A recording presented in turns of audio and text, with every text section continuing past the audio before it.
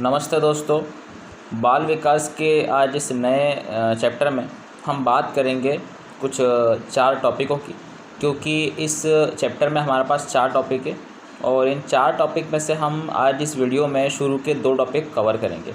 तो सबसे पहले हम बात कर लेते हैं कि उन टॉपिकों के नाम क्या है। तो उन टॉपिकों का नाम है अधिगम के बारे में बात करेंगे, मतलब हम आकलन की बात करेंगे, अधिगम के लिए आकलन। और दूसरा टॉपिक है अधिगम आकलन में अंतर। तीसरा टॉपिक है शाला अथवा विद्यालय आधारित कुछ मूल्यांकनों की बात करेंगे। और चौथा टॉपिक जो रहेगा वो सतत मूल्यांकन के बारे में रहेगा, जिसे हम बोलते हैं CCE, कॉलेज लेवल पर CCE के नाम से जानते हैं, और CBSE स्कूल्स में जो CC पैटर्न जो होता है हम उसके बारे में बात करेंगे। तो सबसे पहले हम अधिगम के लिए आकलन और अधिगम और आकलन में अंतर क्या होता है उसके बारे में बात करते हैं। लेकिन अधिगम के लिए आकलन को शुरू करने से पहले हम बात करेंगे कि अधिगम के लिए आकलन ज़रूरी तो है, लेकिन वास्तविकता में आकलन है क्या। तो हम सबसे पहले आकलन की बात करेंगे। आकलन क्या होता है? आकलन को इंग्लिश में कहा जाता है असेसमेंट। तो आकलन क्या होता है? आकलन का आशय है सूचनाओं को एकत्रित करने की प्रक्रिया। जितनी भी सारी इन्फॉर्मेशंस होती है, अगर उनको हम कलेक्ट कर ले, संग्रहित कर ले, तो उसको हम आकलन कह सकते हैं। विद्यालयों के संदर्भ में किसी विषय के बारे में निर्णय प्रदान करना आकलन कहलाता है। किसी भी सब्जेक्ट के बारे में कोई डिसीजन हम दे रहे हैं तो उसको हम आकलन ही कहते हैं। आकलन की प्रक्रिया में प्रदत्त कार्य, जो भी प्रदर्शन परीक्षण होता है, असाइनमेंट बोलते हैं उसको हम, असाइनमेंट परफॉर्मेंस टेस्ट का प्रयोग किया जा सकता है। असाइनमेंट का प्रयोग किया जा सकता है। अब हम बात करें कि आकलन में छात्रों को बिना अंक अथवा ग्रेडिंग के फीडबैक दिया जाता है। मतलब जो भी आकलन होता है उसमें छात्रों को ग्रेडिंग या फिर बिना अंक के फीडबैक दिए जाते हैं। और शैक्षणिक उद्देश्यों की प्राप्ति, जो भी एजुकेशनल पर्पस है, उसकी प्राप्ति में अंतिम मूल्यांकन के पूर्व सुधार संभव हो सके। तो आकलन जो असेसमेंट होता है वो इसीलिए हो सकता है कि अंतिम परिणाम जो होता है उसके पहले छात्र अपने रिज़ल्ट में, अपने जो प्राप्त रिज़ल्ट में सुधार प्राप्त कर सके। जो पहले रिज़ल्ट ख़राब आया है तो असेसमेंट के द्वारा उसमें वो सुधार ला सकता ताकि फाइनल रिज़ल्ट जो हो वो अच्छा हो। तो 2 मनोवैज्ञानिक थे, हुबा एवं फ्रीड। हुबा एवं फ्रीड ने क्या बताया कि आकलन सूचना संग्रहण, हमने बात करी सूचनाओं को कलेक्ट करना, एकत्रित करना, सूचना संग्रहण तथा उस पर विचार विमर्श करने की प्रक्रिया है। सूचनाओं को संग्रहित करना और उस पर विचार करना, उस प्रक्रिया को हम क्या बोलते हैं? आकलन कहते हैं। जिन्हें हम विभिन्न माध्यमों से प्राप्त कर ये समझा सकते हैं कि विद्यार्थी क्या जानता है, समझता है, और अपने शैक्षिक अनुभव से प्राप्त ज्ञान को परिणाम के रूप में व्यक्त कर सकता। मतलब स्टूडेंट विभिन्न सूचनाओं, विभिन्न माध्यमों से सूचनाओं को कलेक्ट करेगा ताकि पता लगे कि बच्चा उसके बारे में क्या जानता है, क्या समझता है, और उससे जो प्राप्त ज्ञान होगा उसको परिणाम से रिजल्ट के रूप में वो व्यक्त कर सकता है, जिसके द्वारा छात्र अधिगम में वृद्धि करते हैं, जिसके द्वारा छात्र अधिक से अधिक सीख सकते हैं। एक और मनोवैज्ञानिक थे इरविन जो कहते हैं कि आकलन छात्रों के अधिगम एवं विकास का व्यवस्थित आधार का अनुमान है। मतलब हम बात करेंगे अगर इरविन के अनुसार, तो उन्होंने बताया है कि आकलन जो होता है वो छात्रों के अधिगम मतलब सीखने और विकास मतलब डेवलपमेंट का व्यवस्थित आधार का अनुमान है। एक बोल सकते हैं व्यवस्थित एवं प्रॉपर तरीके का अनुमान है। यह किसी भी वस्तु को परिभाषित कर सकता है, चयन कर सकता है, रचना कुछ बना सकता है, संग्रहण स्टोरेज कर सकता है, विश्लेषण एनालिसिस कर सकता है, व्याख्या उसको एक्सप्लेन कर सकता है, तथा सूचना का उपयुक्त प्रयोग कर सकता है, इन्फॉर्मेशन का प्रॉपर यूज़ कर सकता है, और जिससे छात्र का विकास और अधिगम को बढ़ाने की प्रक्रिया कहलाएगी। तो इस प्रकार से हमने आकलन के बारे में देखा कि आकलन का अर्थ क्या होता है। तो इस प्रकार आकलन का जो बेसिक था, हमारे टॉपिक का नाम है अधिगम के लिए आकलन, लेकिन हमने सबसे पहले आकलन की बात करी कि वास्तविकता में आकलन क्या होता है। तो हुबा एवं फ्रीड और इरविन के अनुसार हमने आकलन की परिभाषा देखी है। अब हम बात करेंगे आकलन की विशेषताओं के बारे में। तो आकलन की विशेषताओं में वैसे तो बहुत सारी विशेषता है, लेकिन असेसमेंट जो है, कैरेक्टरिस्टिक्स ऑफ असेसमेंट, हम उसकी बात करेंगे। तो सबसे पहले बात करेंगे विश्वसनीयता के बारे में, उसको हम बोलते हैं रिलायबिलिटी। तो तो उसमें क्या होता है कि किसी भी आकलन का यह सबसे पहला एवं महत्वपूर्ण गुण है। मतलब किसी भी आकलन का सबसे पहला गुण जो होता है विश्वसनीयता, विश्वास होना। आकलन किसी भी समय या परिस्थिति में किया जाए, किंतु उसका परिणाम सदैव समान होना चाहिए, एक जैसा होना चाहिए, तभी वो विश्वसनीय कहलाएगा। विश्वसनीय सामग्री वही है जिसमें एक स्तर के विद्यार्थी पुनः परीक्षा में लगभग एक समान उत्तर देते, मतलब सारे परीक्षार्थी जो होते हैं वो एक समान उत्तर देते हैं, वो विश्वसनीयता होती है। जैसे मान लीजिए किसी शिक्षक ने पेपर लिया, उसने पेपर सेट किया है, तो जितने भी विद्यार्थी, मान लीजिए 10 विद्यार्थी है, 10 विद्यार्थी एक सा आंसर देंगे, भले वो पूरा आंसर ना दे, लेकिन उसकी जो थीम होगी वो एक सी होगी। इसको बोलते हो विश्वसनीयता। मतलब टीचर ने जो पढ़ाया है उसी के अनुरूप वो आंसर दे रहे हैं। सबसे पहला आकलन का जो गुण होता है वो होता है विश्वसनीयता। विश्वसनीय सामग्री वही है जिसमें एक स्तर के विद्यार्थी योग्यता का पुनः परीक्षा में एक समान उत्तर देते हैं, और शिक्षक किसी भी योग्यता का हो, मतलब उसकी एबिलिटी कुछ भी हो, आकलन प्रायः एक समान होना चाहिए। आकलन अलग अलग नहीं होना चाहिए शिक्षक के द्वारा। तो अगर शिक्षक द्वारा एक ही आकलन हेतु अलग अलग अंक प्रदान किए जा रहे हैं तो ऐसा आकलन विश्वसनीय नहीं कहलाता। अगर एक ही आकलन बच्चों का हो लेकिन बच्चों को भिन्न भिन्न आंसर या भिन्न भिन्न अंक दिए जा रहे हैं तो ऐसे आकलन को विश्वसनीय नहीं कहेंगे। सबसे पहले आकलन के लिए विश्वसनीयता होना ज़रूरी। दूसरा होता है वैधता, उसको हम वैलिडिटी बोलते हैं। तो वैध आकलन वही होता है जो वास्तव में उन्हीं उद्देश्यों का आकलन करे जिस उद्देश्य के लिए उसका निर्माण किया गया। मतलब उन्हीं उद्देश्यों का आकलन किया जाना चाहिए जिसके लिए उसका निर्माण फॉर्मेशन किया गया है। लेकिन प्रायः शिक्षक ऐसे प्रश्नों को बच्चों से पूछने लगते हैं जो प्रामाणिक नहीं होते। जैसे छात्रों के कुछ बिंदुओं को याद करने की शक्ति को जांचने हेतु प्रश्न बनाना है। मतलब मान लो कोई बिंदु है, कुछ पॉइंट्स है, उसको याद करने के लिए या उनकी पावर को जानने के लिए कुछ प्रश्न बनाना है, तो ऐसे प्रश्न बना दिए जाए जो उनके तर्क शक्ति को जांचे। मतलब लॉजिकली कोई चीज़ डिज़ाइन की जाए जिससे बच्चे के हम IQ लेवल को, उसके मेंटल लेवल को, उसके मानसिक स्तर को, उसकी बौद्धिक क्षमता को, उसके तर्क को जानने, पहचानने और समझने की क्षमता का हम एनालिसिस कर सके, विश्लेषण कर सके। तीसरा होता है मानकीकरण, इसको बोलते हैं हम स्टैंडर्डाइजेशन। तो मानकीकरण क्या होता है? एक अच्छे आकलन की यह भी एक विशेषता होती है कि वह मानकीकृत होना चाहिए, स्टैंडर्ड होना चाहिए, उटपटांग नहीं होना चाहिए। विद्यालय में प्रायः जो परीक्षण किए जाते हैं, एक्सपेरिमेंट किए जाते हैं, वे राष्ट्र एवं राज्य के लिए किए जाते हैं, नेशन और स्टेट के लिए किए जाते हैं। लेकिन मानकीकृत आकलन जो होता है, स्टैंडर्डाइजेशन जो एनालिसिस होता है, असेसमेंट होता है, वो होता है कि जो कक्षा स्तर को सम्मिलित करता हो, क्लास के लेवल को उसमें इंक्लूड करता हो। आकलन एवं मूल्यांकन किस सीमा तक प्रशासन प्रक्रियाओं में समान है? कहीं न कहीं आकलन मूल्यांकन एक समानता को दर्शाते हैं, को मानकीकरण निरूपित करता है। मानकीकरण होना चाहिए, स्टैंडर्डाइजेशन होना चाहिए।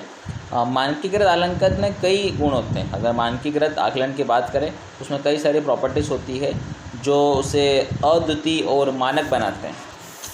अद्वितीय मतलब यूनिक, और मानक मतलब स्टैंडर्ड बनाते हैं। तो हमारे जो मानकीकृत आकलन होते हैं सब एक स्पेशल प्रॉपर्टी होना चाहिए, अद्वितीय और मानक। एक मानकीकृत आकलन वही होता है जो विद्यार्थियों को एक समय सीमा, एक प्रॉपर टाइम पीरियड, समान प्रकार के प्रश्न, सिमिलर टाइप के क्वेश्चंस और समान निर्देशों को दिया जाए, सिमिलर इंस्ट्रक्शंस को दिया जाए, वही मानकीकृत आकलन होगा। इसमें छात्र समान अंक अर्जित करें, एक जैसे अंक अर्जित करें। मानकीकरण प्राप्तांक में होने वाली त्रुटियों को समाप्त कर देता है। मानकीकरण जो होता है, ये प्राप्तांक जो होते हैं उसमें होने वाली त्रुटि, गलती को समाप्त कर देता है। विशेषतः जब त्रुटि परीक्षक के आत्मनिष्ठा के कारण होती है, त्रुटि जो होती है वो परीक्षक के आत्मनिष्ठा के कारण उत्पन्न हो जाती है। उसके बाद बात करेंगे व्यवहारिकता, प्रैक्टिकलिटी। तो व्यवहारिकता जो होती है उसमें आकलन में लागत क्या है? समय और सरलता की दृष्टि से वास्तविक, रियलिटी, व्यवहारिक, बिहेवियरल एवं कुशल होना चाहिए।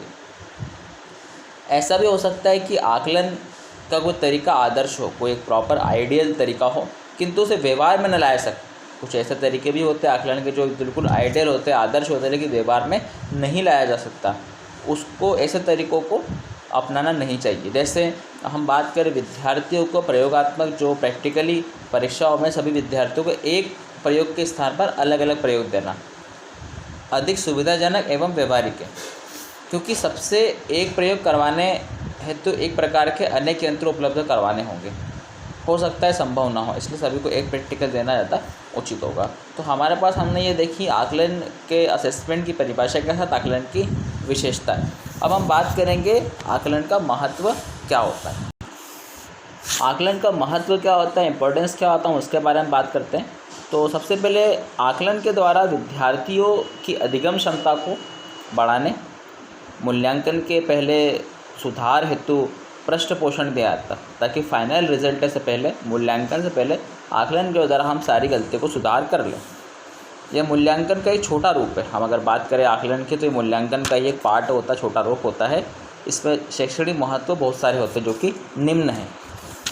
जैसे पहला है, अधिगम के लिए गुणवत्तापूर्ण वातावरण निर्मित करने के लिए, अधिगम की प्रॉपर प्रक्रिया चलवाना है या प्रॉपर उसको फॉलो करना है, तो उसके लिए गुणवत्तापूर्वक क्वालिटेटिव वातावरण होना चाहिए, निर्मित करना चाहिए। दूसरा, शिक्षण प्रक्रिया को प्रभावी बनाने के लिए, शिक्षण की प्रक्रिया को हमें प्रभावी बनाने के लिए भी आकलन का ज़रूरत पड़ती है। तीसरा है, शिक्षक एवं छात्र के स्वमूल्यांकन के लिए, शिक्षक और जो छात्र होता है उसके सेल्फ इवेल्युएशन के लिए भी इसकी ज़रूरत पड़ती है। उसके बाद छात्र की प्रगति का पता लगाने के लिए निम्न बिंदु के अंतर्गत आकलन किया रहता है। छात्र में किस प्रकार की प्रोग्रेस हो रही है, छात्र की प्रोग्रेस के लिए भी हम कुछ बिंदुओं के आधार पर आकलन की प्रक्रिया को दोहरा सकते हैं, संपन्न करवा सकते हैं। तो वो बिंदु कौन से हैं, हम उनकी बात करते हैं। पहला है, विद्यार्थियों ने क्या सीखा। हमने जो चीज़ें बताई है उसके अकॉर्डिंग विद्यार्थियों ने क्या क्या सीखा है, हमें उसकी बात करना चाहिए। फिर, क्या विद्यार्थी या छात्र दैनिक जीवन में नए ज्ञान, न्यू नॉलेज और कौशलों, स्किल्स का उपयोग कर पा रहे हैं, क्या उनको प्रॉपर यूज़ कर पा रहे हैं।